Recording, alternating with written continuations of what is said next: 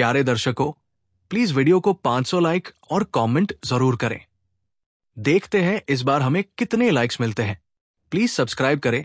Thank you so much. Chapter 2174 art is explosion. शाही परिवार और बाकी उच्च अधिकारी भी जाग उठे और तरह तरह की खबरें तुरंत झेंग लो तक पहुंचने लगी। कहीं से सम्राट की चिंतित आवाज आई तो कहीं अधीनस्थों की डर से कांपती रिपोर्ट। अंकल झेंग लो, आप कहाँ हैं? जाकर पता लगाइए क्या हुआ है। कौन हम पर हमला कर रहा है? क्या वो पहले वाला हत्यारा ही है? मार्शल, दक्षिण पूर्व, उत्तर पश्चिम और उत्तर पूर्व चारों शहरों के सैन्य शिविर बम से उड़ गए हैं।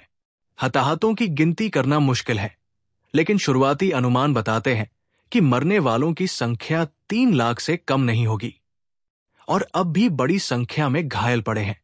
झेंग लो की आंखें और लाल हो गई, जैसे उनमें से खून फूट पड़ेगा।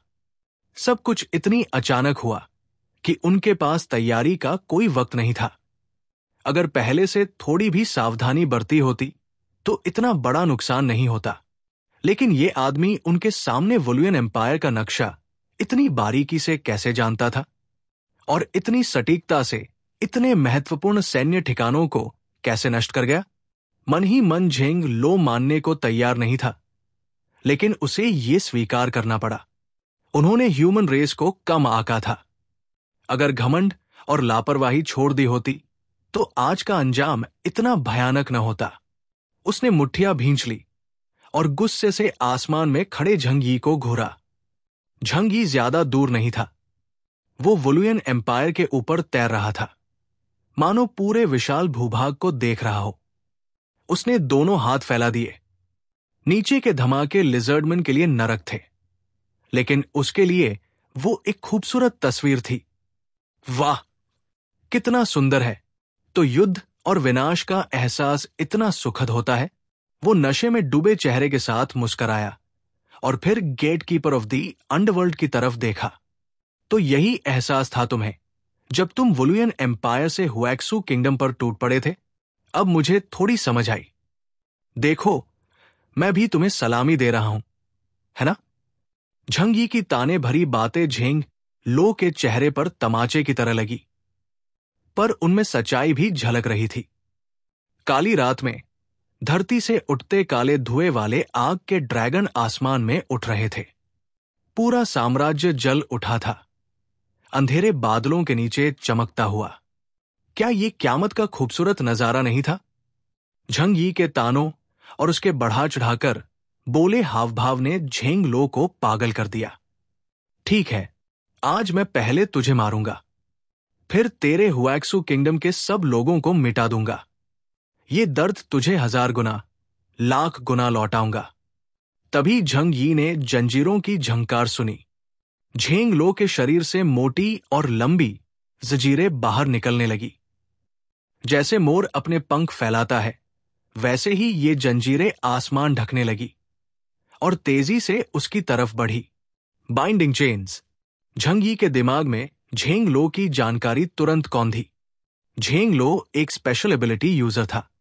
उसकी एक ताकत थी, टेलीकिनेसिस से जंजीरें बनाना। एक बार कोई इन जंजीरों में बंध गया तो सोल लिंक बन जाती, जिसे तोड़ना लगभग असंभव था और धीरे धीरे वो सामने वाले की जान चूस लेती। इसके अलावा जो भी झेंग लो की जंजीरों में फंसता वो कहीं भी भागे, यहां तक कि दूसरी जगह टेलीपोर्ट भी हो जाए, जंजीरें उसका पीछा करती रहती। ये एक रूल बेस्ड पावर थी जिससे बचना नामुमकिन था। झंग यी का काम पूरा हो चुका था। अब उसके लिए यहां रुककर झेंग लो से भिड़ना बेकार था। उसे बस उसे दूर खींचना था ताकि सेना वुलियन एम्पायर पर हमला कर सके। हा, सॉरी, अब मैं खेलना नहीं चाहता, बाय। झंग यी ने एक एक करके डायमेंशनल डोर्स खोले और ऊपर की ओर भागा। झेंग लो उसे कैसे जाने देता? वो बिना हिचके काले बिजली की तरह पीछे दौड़ा। झंग यी की रफ्तार लगभग टेलीपोर्ट जैसी थी, लेकिन झेंग लो की स्पीड भी उतनी ही खतरनाक थी। उसकी रफ्तार तो उन जंजीरों से भी ज्यादा थी जो आसमान ढक रही थी। जंजीरें इतनी फैली थी कि उनका अंत दिखना असंभव था। ऐसा लग रहा था कि और नई जंजीरें लगातार जन्म ले रही हों, मानो पूरा संसार ढक लेंगी। गहराई में छिपी अंडरग्राउंड स्पेस के ऊपर उनकी फैलने की रफ्तार देखकर खुद झंग यी भी चौंक गया। ये पहली बार था जब उसने इतने ताकतवर इंसान का सामना किया। भले ही उसके पास लिंग का शरीर सुरक्षा में था, लेकिन फिर भी उसे सावधान रहना पड़ा। तभी अचानक वुलुयन एम्पायर का स्काई आयरन कर्टेन भयंकर रोशनी से चमका। असंख्य एनर्जी बीम्स आसमान फाड़कर झंग यी की तरफ दौड़ी। साथ ही झेंग लो ने हाथ जोड़कर भयानक एनर्जी इकट्ठी की और फिर हाथ खोलते ही एक विशाल काला एनर्जी स्फीयर उसकी तरफ उछाल दिया। क्षु टाइमिंग काला गोला बिजली की रफ्तार से फैला, आंखों से परे, और पूरे इलाके को निगलने लगा जहां झंग यी था। स्काई आयरन कर्टन की रक्षा प्रणाली और झेंग लो का ये वाइड एरिया अटैक, दोनों ने मिलकर ऐसा हमला बनाया जिससे झंग यी का कोई बचाव नहीं था। क्योंकि टेलीपोर्ट करने में भी डोर खोलने और एक्चुअल टेलीपोर्ट होने के बीच एक मिलीसेकंड का फासला होता है, और वही फासला काफी था gatekeeper of the underworld के लिए उसका रास्ता रोकने को। अब यहां पर जियोग्राफिकल एडवांटेज झंग यी के पास नहीं, बल्कि झेंग लो के पास था। झंग यी ने आते हमलों को देखा और समझ गया कि अब बचना मुश्किल है। उसने पलटकर झेंग लो की तरफ मुंह किया। उसके चारों ओर एक साथ 3000 डायमेंशनल गेट्स बन गए, जो परत दर परत एक डेंस सुरक्षा ढाल बन गए। स्पेस की लहरें हिलने लगी और झेंग लो के सामने का नजारा विकृत हो गया। नाइट लेवल तक एनर्जी पहुंचने के बाद झंग यी का एलियन वर्ल्ड हकीकत को छूने लगा था। काली जंजीरें सीधे उसे भेदने नहीं आई, बल्कि घूमकर दूर आसमान में आपस में बंद होने लगी। क्षु टाइमिंग का हमला और स्काई आयरन कर्टन की एनर्जी बीम्स उन डायमेंशनल गेट्स में गिर गई, जैसे बारिश तालाब में गिरती है। लहरें उठीं, लेकिन असली गेट नष्ट नहीं हुआ। पर अब भी झंग यी पूरी तरह फंस चुका था उस अंधेरे जैसी दुनिया में जो बाइंडिंग चेन्स ने बना दी थी। दूर खड़ा gatekeeper of the underworld उसे खून भरी आंखों से घूर रहा था। अब तेरे पास भागने का कोई रास्ता नहीं। झंग यी ने भौहें चढ़ाई और फिर से डायमेंशनल डोर खोलने की कोशिश की, लेकिन इस बार दरवाजा खुला ही नहीं। वो इस जगह से निकल नहीं पा रहा था, जैसे ये पूरा संसार किसी अजीब ताकत से बाहर की दुनिया से काट दिया गया हो। यही है बाइंडिंग चेन्स की असली शक्ति।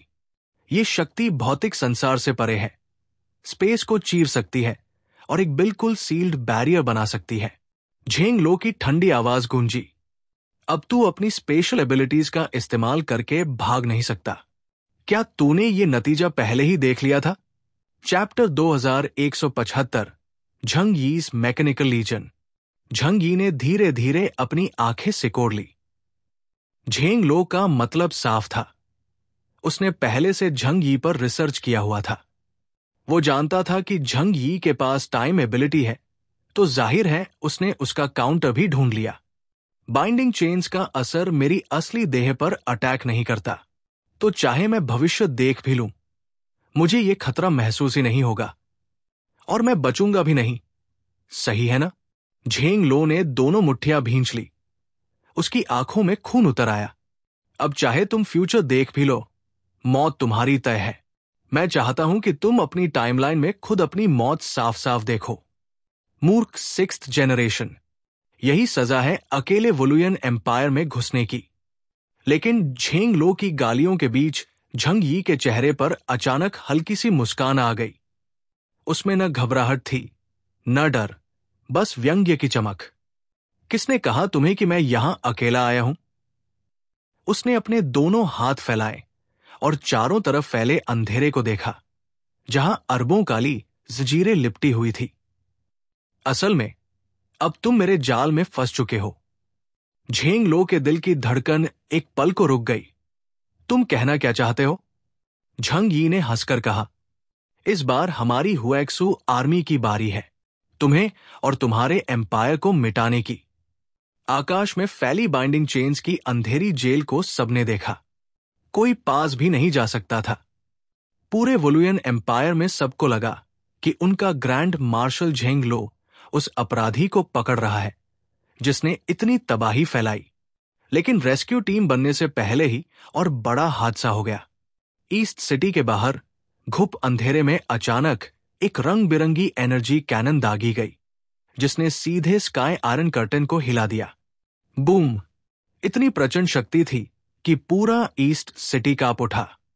सैकड़ों सैनिक मौके पर ढेर हो गए। पूरा एम्पायर अफरातफरी में डूब गया। डोंगचेंग, ईस्ट सिटी के लोगों के दिल दहल गए।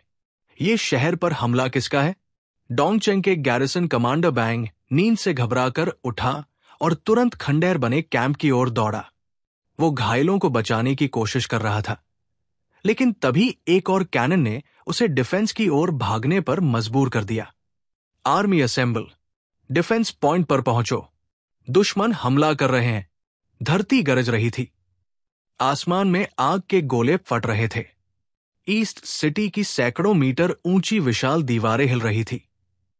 दीवार पर खड़े लिजर्डमैन सैनिक अपने लेजर हथियार ताने खड़े थे, लेकिन तभी उनकी आंखें फटी की फटी रह गई। वो क्या है? अंधेरे से एक लोहे का दैत्य बाहर निकला, सैकड़ों मीटर ऊंचा, एक चलते फिरते पहाड़ जैसा। उसके धातु से धुआं और भाप निकल रही थी। ये थे सुपरलार्ज मैकेनिकल लाइफ फॉर्म्स। कैंग्युअन क्लैन की मूल रचनाएं एक्सकवेशन के लिए बनाई गई थी, लेकिन लू कैरन के हाथों में पहुंचकर ये सब बदल गए। अब ये थे सीज बीस्ट्स। एक नहीं, 2, 3, पूरे 12 सुपरलार्ज मैकेनिकल लाइफ फॉर्म्स दीवारों के सामने खड़े थे। दीवारें उनके सामने बौनी लग रही थी। सिटी वॉल पर खड़े लिजर्डमैन सैनिकों ने हथियार ताने, लेकिन सबकी हिम्मत जवाब दे गई। उनकी लेजर राइफल्स, डिफेंस कैनन्स, कुछ भी इन दैत्यों के सामने भरोसेमंद नहीं लग रहा था। कमांड सेंटर में बैठी यांग जिंगसन की आंखों में लड़ाई का जुनून चमक रहा था। उसके पास बैठे लू कैरन के हाथ तेजी से कंट्रोल पैनल चला रहे थे। उन्होंने ईस्ट सिटी को इसलिए चुना था क्योंकि ये सबसे कमजोर कड़ी थी।